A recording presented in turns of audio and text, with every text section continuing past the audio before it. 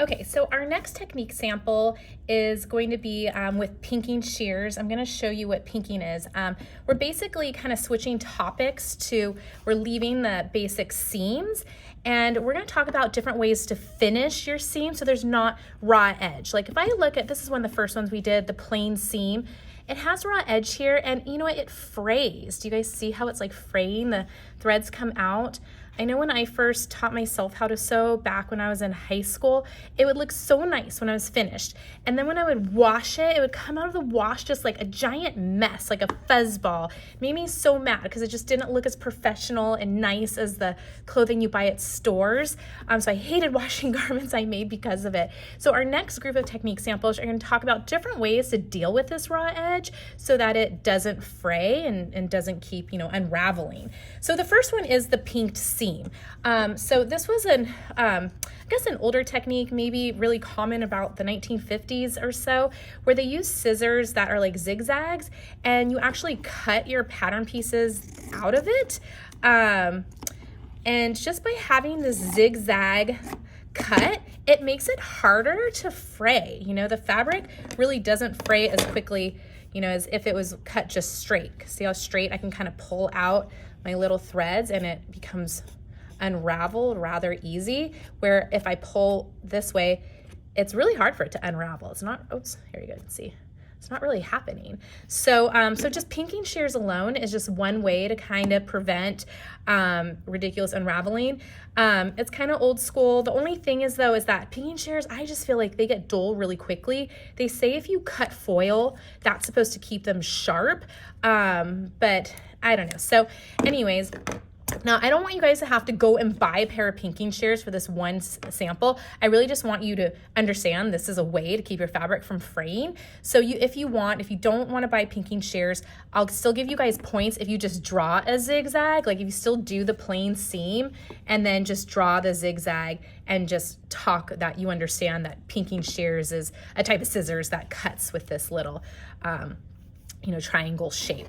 But if you do have pinking shears, cut it. And then of course, then all you do from there is just the plain seam, which we've already done a couple times now. So right sides together, raw edges even, put in your pins and you'll back stitch and sew it straight down. A 1/2 inch seam allowance is great. And then when you're done, you'll go ahead and press it open, and that will be the technique sample for the pinked seam.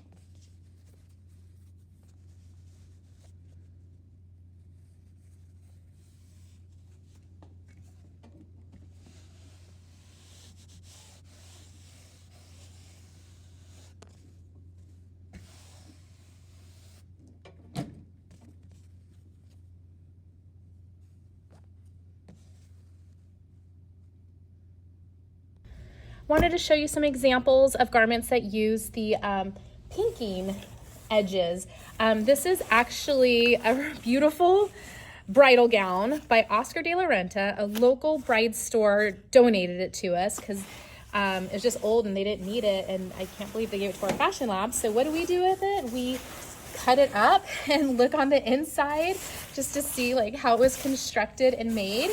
And we actually took out this hem. They had a special like hem tape in here, and they had this was all covered with an interior lining, and so they had their pressed, their plain seam, and they have the seam allowance pressed open, and look, you can see they used pinking shears to cut the seam allowance, so it wasn't visible on the inside of the garment because there was a lining covering it. But I thought that was really cool to see pink seams on a designer Oscar de la Renta bridal gown. Other than that, I don't see pinking used a lot. I have seen it from a garment that looked handmade that I got at a flea market one time. But look in your closet and see if you can find that pinked seam technique.